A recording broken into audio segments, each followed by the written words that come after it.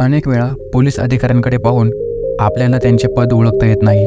Police अधिकाऱ्यांच्या वर्दीवर वेगवेगळे badge असतात, ते पाहून हे अधिकारी कोणत्या पदावर काम करत असतील हे सांगणे कधीकधी अवघड होऊन बसते।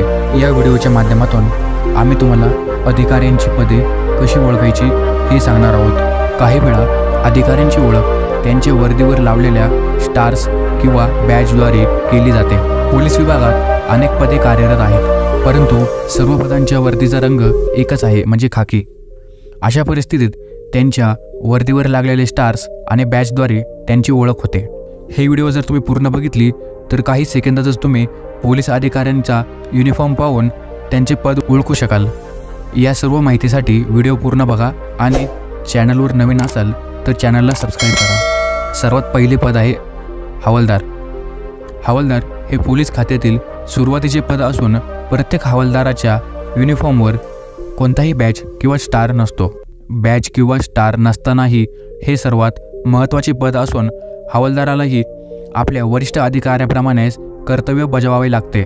याच्यानंतरची पोस्ट आहे सिनियर पोलीस कॉन्स्टेबल। मित्रांनो, सिनियर पोलीस कॉन्स्टेबल ही हवालदाराच्या एक रँक वरची पोस्ट असते।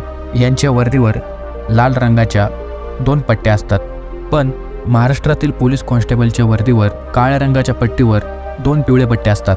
याच्यानंतरची पुढची पोस्ट आहे हेड कॉन्स्टेबलची। हेड कॉन्स्टेबल हे हवालदार आणि सिनियर कॉन्स्टेबलच्या वरचे पद आहे। यांच्या बॅजवर 3 लाल कलरच्या पट्ट्या असतात, पण महाराष्ट्रामध्ये हेड कॉन्स्टेबलच्या बॅजवर काळ्या रंगाच्या पट्टीवर 3 पिवळे पट्टे असतात आणि महाराष्ट्रातील कॉन्स्टेबल अशा प्रकारची टोपी घालतात, तर बाकी राज्यातील पोलीस कॉन्स्टेबल गोल टोपी घालतात। याच्यानंतरचे पद आहे असिस्टंट सब इन्स्पेक्टर म्हणजे ASI। असिस्टंट सब इन्स्पेक्टर म्हणजेच ASI आणि ही रँक हेड कॉन्स्टेबलच्या नंतरची असते। त्यांच्या युनिफॉर्मवर एक स्टार असतो आणि त्याच्यासोबतच लाल आणि निळ्या रंगाची एक पट्टी असते। याच्यानंतरचे पद आहे सब इन्स्पेक्टर। यांना आपण PSI म्हणून देखील ओळखतो। ASI नंतर सब इन्स्पेक्टरचा दर्जा असतो आणि तो ऑफिसर रँकचा मानला जातो। पोलीस सब इन्स्पेक्टर हा आर्मीच्या सुभेदारीच्या बरोबरीचा असतो। सब इन्स्पेक्टरच्या युनिफॉर्मवर 2 स्टार असतात आणि त्यासोबतच लाल आणि निळ्या रंगाची पट्टी असते। PSI नंतर जी मोठी पोस्ट असते ती म्हणजे असिस्टंट पोलीस इन्स्पेक्टर। खूप लोकांना या पोस्टविषयी कन्फ्युजन असते। काही लोकांना तर वाटते की अशी कोणती पोस्टच नसते, तर तुम्हाला सांगतो असिस्टंट पोलीस इन्स्पेक्टर ही पोस्ट फक्त महाराष्ट्रामध्ये असते आणि महाराष्ट्र सोडून इतर राज्यामध्ये ही पोस्ट नसते। असिस्टंट पोलीस इन्स्पेक्टरच्या वर्दीवर 3 स्टार असतात आणि एक लाल रंगाची पट्टी असते।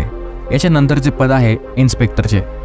पोलीस इन्स्पेक्टर हा कोणत्याही पोलीस स्टेशनचा इन्चार्ज असतो आणि संपूर्ण पोलीस स्टेशन त्याच्या अंडर असते आणि त्याच्या आदेशाचे पालन करते।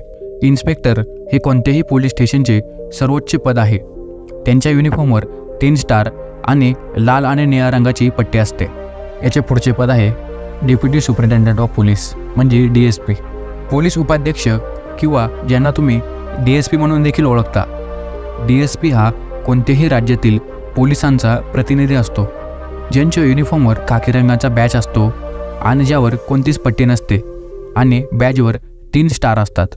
ASP म्हणजे असिस्टंट सुपरिटेंडंट ऑफ पोलीस। DSPच्या एक रँक वरचे पद म्हणजे ASP assistant superintendent of police. त्यांना ॲडिशनल डेप्युटी कमिशनर असेही म्हणतात। मित्रांनो, जेव्हा एखादा IPS अधिकारी त्याच्या ट्रेनिंग पिरियडमध्ये असतो तेव्हा त्याला 1 स्टार दिला जातो। याचा अर्थ हे त्याचे पहिले वर्ष असते आणि जेव्हा तो दुसऱ्या वर्षात असतो तेव्हा त्याला 2 स्टार दिले जातात आणि जेव्हा तो तिसऱ्या वर्षाला जातो तेव्हा त्याला 3 स्टार मिळतात।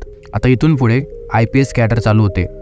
ट्रेनिंग पूर्ण झाल्यानंतर त्यांना ASP म्हणजे ॲडिशनल सुपरिटेंडंट ऑफ पोलीस बनवले जाते, परंतु त्यापूर्वी ते असिस्टंट सुपरिटेंडंट ऑफ पोलीस होते। म्हणजे जेव्हा ते ट्रेनिंग पिरियडमध्ये असतात तेव्हा त्यांना असिस्टंट सुपरिटेंडंट बनवले जाते आणि ट्रेनिंग पूर्ण झाल्यानंतर त्यांना ॲडिशनल सुपरिटेंडंट ऑफ पोलीस म्हणून नियुक्त केले जाते। नंतर त्यांच्या वर्दीवर अशोक स्तंभ लावतात आणि IPS लिहिलेले असते आणि तसेच इथून पुढच्या सर्व अधिकाऱ्यांच्या बॅजवर IPS लिहिलेले असते। यानंतरचे पद आहे सुपरिटेंडंट ऑफ पोलीस म्हणजे SP। SP म्हणजे सुपरिटेंडंट ऑफ पोलीस हे ASPच्या एक रँक वरचे पद आहे, ज्यांना पोलीस उपायुक्त DCP आणि SP म्हणून देखील ओळखले जाते। यांच्या वर्दीवर अशोक स्तंभ आणि एक स्टार लावलेला असतो। यासोबतच IPS देखील लिहिलेले असते। यानंतरचे पद आहे सिनियर सुपरिटेंडेंट ऑफ पोलीस म्हणजे SSP। SPच्या एक रँक वरचे पद असते SSP। त्यांना वरिष्ठ पोलीस अधीक्षक म्हणून देखील ओळखले जाते। ते मोठ्या शहरांमध्ये तैनात असतात आणि संपूर्ण जिल्हे त्यांच्या अंतर्गत असतात। त्यांच्या वर्दीवर एक अशोक स्तंभ आणि 2 स्टार लावलेले असतात।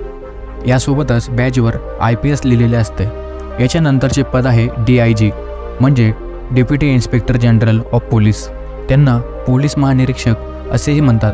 त्यांच्या बॅजवर IPS लिहिलेले असून अशोक स्तंभासोबत 3 स्टार असतात आणि यासोबतच पोलिसांच्या या पदापासून व्हेकल म्हणजेच गाडी मिळायला सुरुवात होते आणि DIGला मिळणाऱ्या गाडीवर एक स्टार लावलेला असतो आणि त्यासोबतच एक फ्लॅग म्हणजे एक झेंडा लावलेला असतो जो की त्रिकोणी आकाराचा असतो। यानंतरचे पद आहे inspector general of police.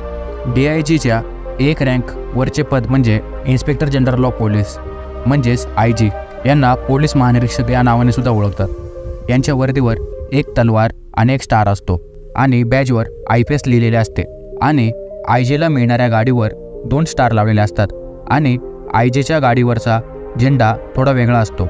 Inspector general of पोलीसच्या नंतर पुढची मोठी पोस्ट असते additional director general of police ADGP आणि ज्यांना अतिरिक्त पोलीस महासंचालक देखील म्हणतात। त्यांच्या युनिफॉर्मवर अशोक स्तंभ आणि तलवार असते। त्यासोबतच IPS लिहिलेले असते आणि यांना जी गाडी मिळते त्यावर 3 स्टार लावलेले असतात आणि गाडीवर एक रेक्टँगल शेपचा झेंडा देखील असतो। यानंतर येणारे पद म्हणजे DGP director general of police. DGP म्हणजेच पोलीस महासंचालक। DGPला पोलीस कमिशनर असे देखील म्हणतात। त्यांच्या वर्दीवर पण अशोक स्तंभ आणि तलवार असते, सोबतच IPS लिहिलेले असते। यानंतर पुढील पद आहे DIB director of intelligence bureau.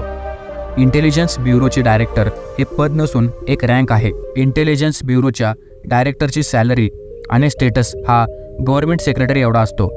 त्यांच्या वर्दीवर एक अशोक स्तंभ, एक स्टार आणि तलवारसोबत IPS लिहिलेले असते आणि ही पोलीस खात्यातील सर्वात मोठी पोस्ट आहे। आजच्या व्हिडिओमध्ये एवढेच। तुम्हाला जर हा व्हिडिओ आवडला असेल तर व्हिडिओला लाईक करा आणि अशीच माहितीपूर्ण व्हिडिओ पाहण्यासाठी आपल्या चॅनलला सबस्क्राईब करा। धन्यवाद।